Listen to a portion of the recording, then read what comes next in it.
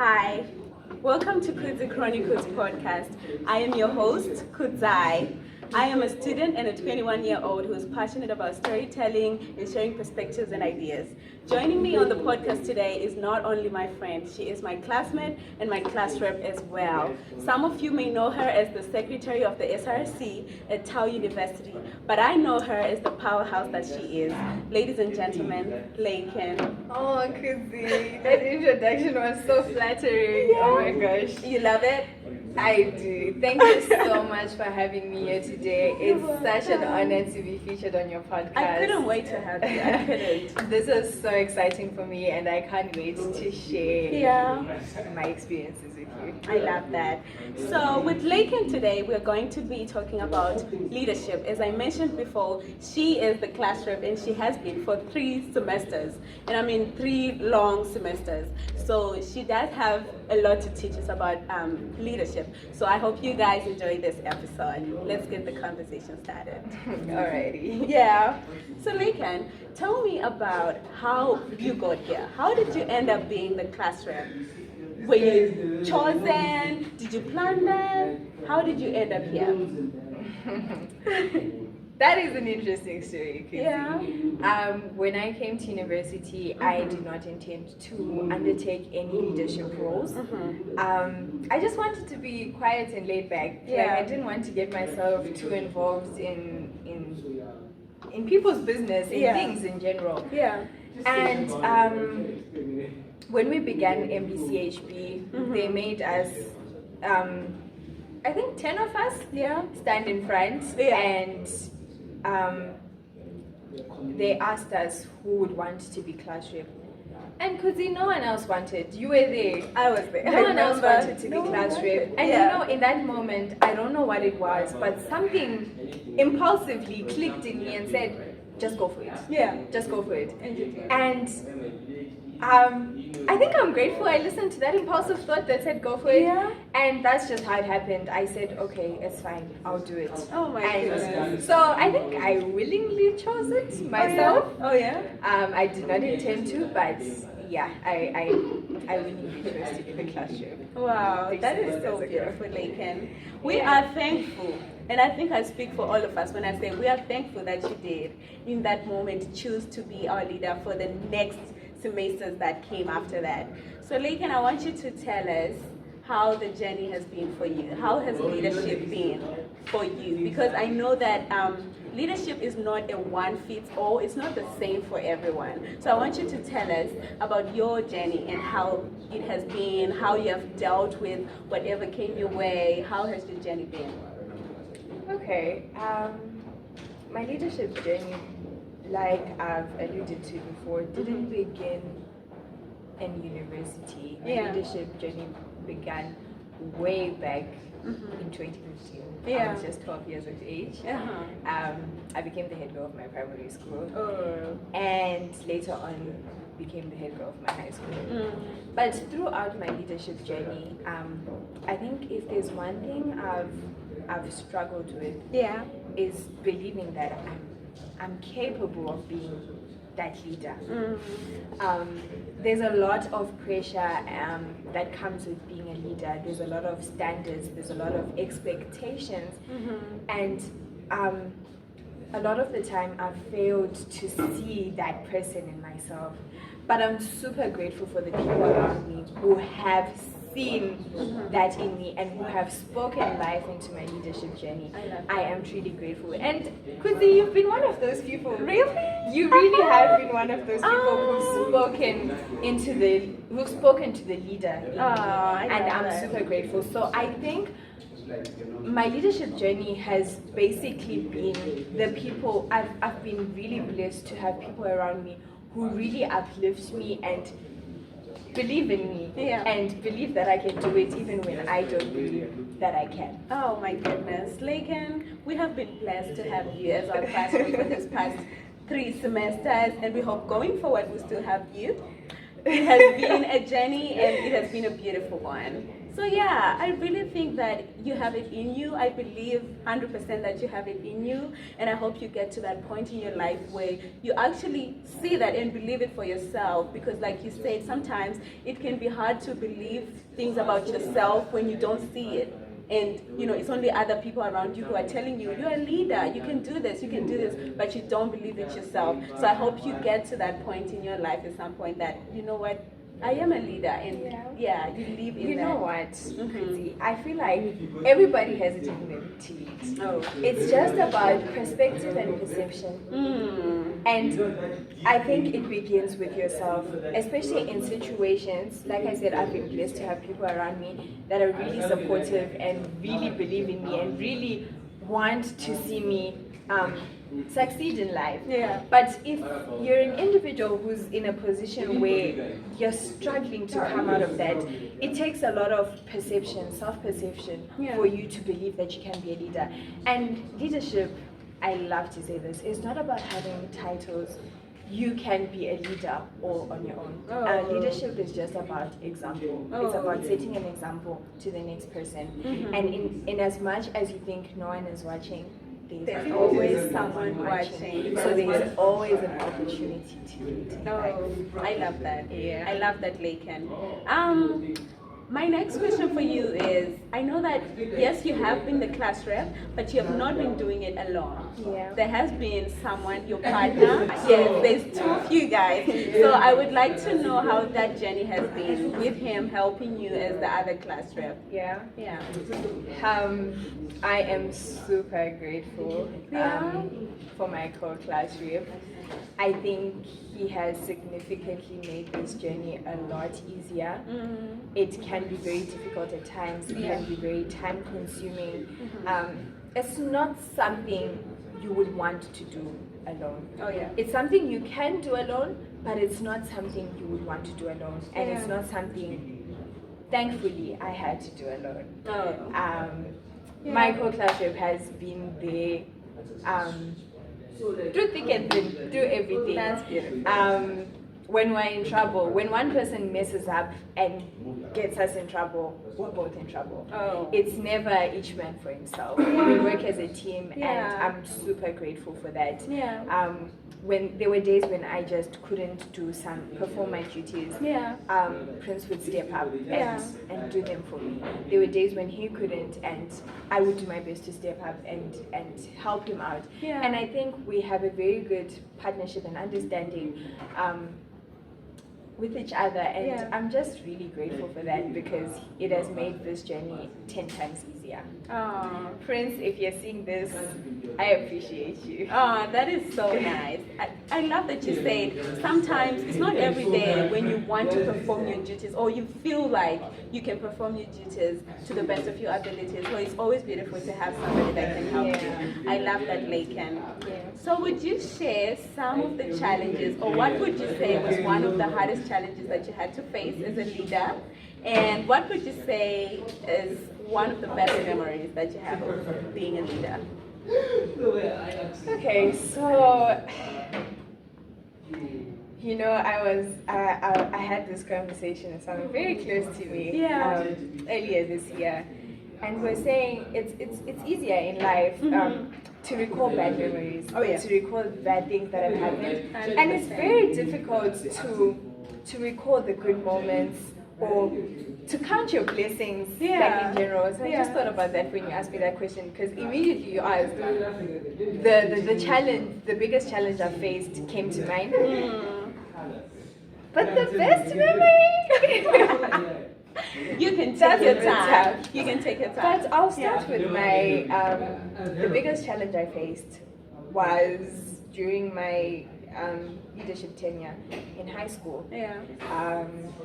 We were about to write our final A-level exams. We had just written our books. And could say I failed. Oh, you failed the mock test? Like, I failed math.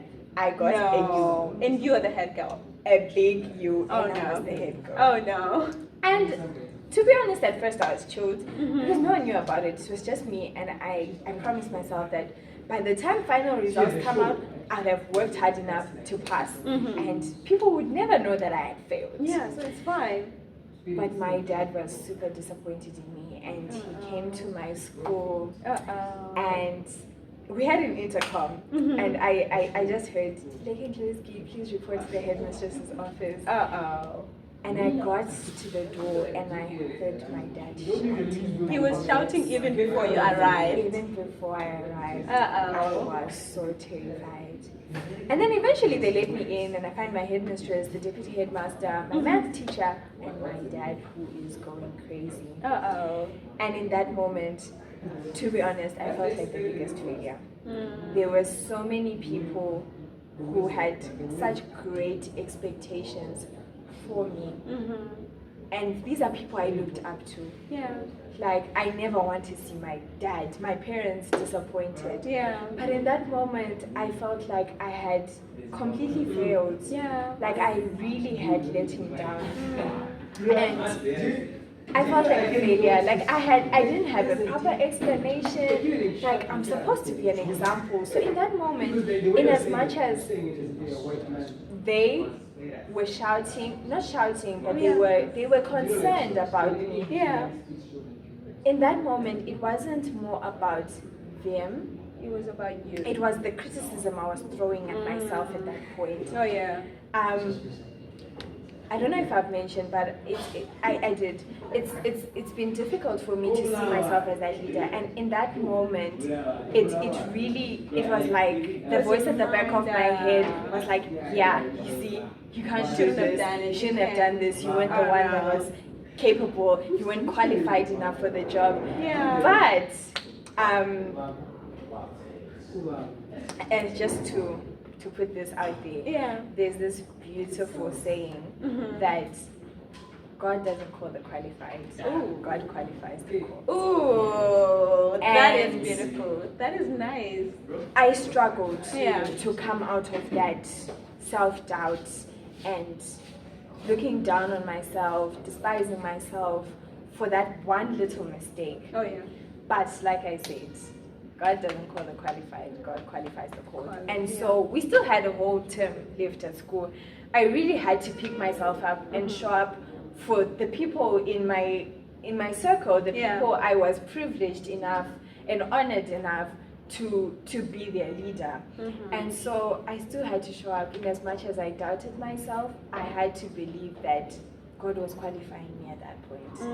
And to be honest, it was difficult because I felt like people were looking at me, people were thinking all sorts of things about me. But yeah, I think that was the biggest challenge I faced. Oh my goodness, that was a huge challenge. I can imagine myself. That was hard. But you know what? Everything happens for a reason. Look at you now, right? Everything turned out to be great. I love that. Does happen for a reason. Aww. So Laken, I understand that you have friends in our class, and I want you to explain and tell us how you handle having friends at the same time being a leader, because your friends happen to be some of the people you're leading. So I want to understand how you handle that. Is it the same or is it different when someone is your friend and when someone is not? How have you managed to handle that relationship between your leadership and your friendships? I love that question, Kwezi. I really do. Because it's something that it's one specific point that has really shaped this particular leadership journey. They'll most likely there'll be times where you're leading your friends or people you're very close to. And at times it can feel like you're obligated to do favors for them. And it's only human for me to ask, for my friend to ask me for a favor. Because you're the friend. And at first I was very, like, I had set up really strong boundaries about it, like, I'm not going to favor my friends, I'm not going to do this, to do that.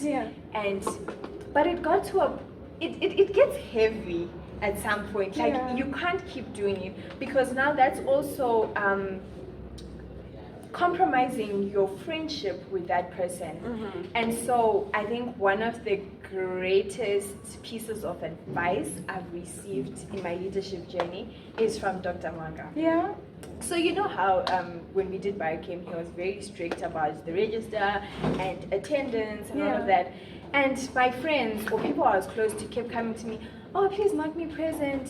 I have this going on. Please mark me present. I have that. Or please do me this favor. Yeah. And it got to a point where I was so frustrated. I didn't know what to do. And at the same time, I felt like they were forcing me to compromise my integrity as a leader. And I was beginning to become resentful because I'm like, you're my friend. You're supposed to understand. Yeah. Exactly. And I went to Dr. Mwanga's office and I explained to him that, sir, this is what's going on. I don't know what to do. Yeah. Not because I wanted to snitch, but because we had that, as a class in general, we had that relationship with Dr. Mwanga where he was like more of a mentor to us. Yeah, he was. And so I felt like he was someone I could really talk to about this, and he would be able to help me out, especially because it was also his subject. And and so he sat me down that day, and I'm super grateful for that. And he explained to me that it's okay to give favors in leadership. Leadership is not about being this stuck-up person who only does certain things certain ways. You have to be flexible as a leader. And good. It's okay. That's life in general. It's okay to give someone a favor. It's okay to lend out a helping hand. As long as it's not every day and as long as people are not taking advantage of you, it's okay to help out. Like, Kudzi, may you please mark me present today? I have something really urgent I need to do in town. It's okay. Because those are the same people you're going to have to call when you're also in trouble. When that leadership journey ends, when your titles are all stripped away, at the end of the day, when you go back home to your friends, those are the people you go back home to. Those are the people you need to depend on in life. So don't allow your title to compromise your relationships. Ooh, that is good. That is so good, Laken. That's good. I think, it's one of the biggest lessons I've learned as classroom. We appreciate you for sharing with us. So what would you say is the legacy that you want to leave? When this is all said and done, you're not class rep anymore, what legacy do you want to leave? How do you want people to perceive you? What do you want people to think or say about you after all this is done? It's a beautiful question. I think it's quite a deep question too. It is, right? Legacy every time. That holds a lot of weight. But if I were to sum it up, I would say I'd want people to remember me as the person who was kind and empathetic. At all times. Leadership in high school, primary school is not the same as leadership in university. True. And that's something I've come to quickly realize. University is different. We're all at different levels. We're all trying to figure out different things in life.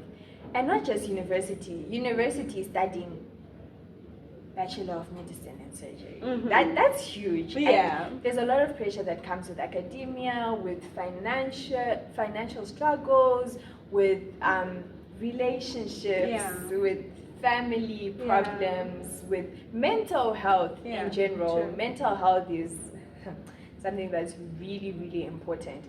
And so I feel like as a leader, for me, I'd like people to remember me as being kind and empathetic and being able to listen to them at all times, being able to help them. Servant leadership is one of the things I really hold close to my heart. There's a saying that titles mean nothing. A servant's heart is what defines leadership. And so that's what I want to be remembered as, the person who served no matter what. I don't want to be remembered as someone who made amazing speeches in class when I was telling them giving messages from the dean's office Uh-huh. or the intelligent class rep, Uh-huh. or those things don't matter. I just want to be remembered as the person who was able to serve and help in your time of need.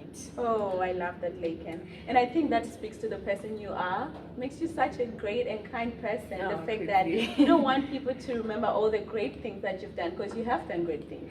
But all that doesn't matter. What matters to you is the fact that people will remember you as the kind and empathetic person that you are. And there's this quote that says, people don't remember what you did to them, they remember how you made them feel. So definitely, I think I have felt the kindness and empathy. I have. I'm glad. Yeah. So thank you, Laken. So as we wrap up the podcast episode, there are some rumors that have been circulating about Laken, and I think this is the perfect time for you, Laken, to just clarify things, and give us the true information. So Laken, is it true that you are stepping down as class rep? I felt this question coming. I had to ask. I had to. Kizzy. Is it true? What better can not. I say? Yeah. Fortunately or unfortunately? No. I think it's fortunate. I think it's fortunate. Fortunately, Kizzy, I think I am. And not I think I am. I know I am stepping down as class rep. Laken. Why? What's the reason? What changed? What happened? You know what? Mm-hmm. Honestly, I'd love to be class rep forever. Oh, yeah? I know I joke around and be like, I'm tired of doing this. Mm-hmm. That's a lie. I'm not. I love would it. love to be class rep. I love the opportunity to serve people in general. Even though I get nothing, like it's not about anything. It's just about me helping out in any way I can. Yeah. And honestly, it's not a struggle for me. It's not something that takes away from me as a person. It's actually been really beneficial and helped me to build my character and my confidence as well. Yeah. But I said fortunately because leadership at this level, I feel, is very, very important. And the way this leadership journey has shaped me has been really mind-blowing and amazing. You wouldn't think something as small as being class rep of 60 students, who most are your friends, could do anything for you, but it has changed me in so many ways. It has given me so much more confidence. Kudzi, if you came to me 3 semesters ago and asked me to do this podcast, I would have never agreed because I was so scared and timid and shy. It has made me build so many beautiful friendships. It has given me so many opportunities to express myself, to also prove to myself that my voice matters. 100%. To be able to serve people, to learn more about people, to build better relationships with people who are not my friends and who I don't intend on being friends with. It's okay to not be friends with everyone, but it's okay to also learn to communicate with people better, to understand them, to understand things from their perspective. And this leadership journey has really helped me grow. And I've said fortunately because it is fortunate that someone else will get to take up this leadership position. Oh my goodness. And get to grow and experience, get to find qualities in themselves, get to build themselves, and become a great leader. I feel like this opportunity should be given to more people, and so it would be very selfish of me. Very, very selfish of me to hold on to a position. I'm not leaving because I don't want to do it anymore. I'm leaving because I need to leave room for someone else to grow. Oh my goodness, Laken, that is beautiful. Again, speaking to the person that you are, kind and empathetic. I love that. I love that. And I am so grateful to have been one of the people who witnessed your leadership. It has been a journey and a beautiful one. You guys have been so amazing, actually. Like, you have been the easiest people to work with. So I think, yeah, you guys made it easy. Oh my goodness, I love that. Thank you so much, Laken. And we have come to the end of our podcast episode. We hope that you got as many nuggets of wisdom as you could. This was beautiful. And Laken, thank you so much for doing this. Thank you so much, Kuzi. It's been such an honor to be here today. Like, I featured on Kuzi's podcast. Oh my gosh, I've been so excited from the moment you told me. Thank you so to much. Today. I'm so glad it happened. Oh my goodness. Oh my gosh, I can't wait to be back for more. Yay! And you will be. Thank you so much, guys, for watching. Bye. Bye. Woo.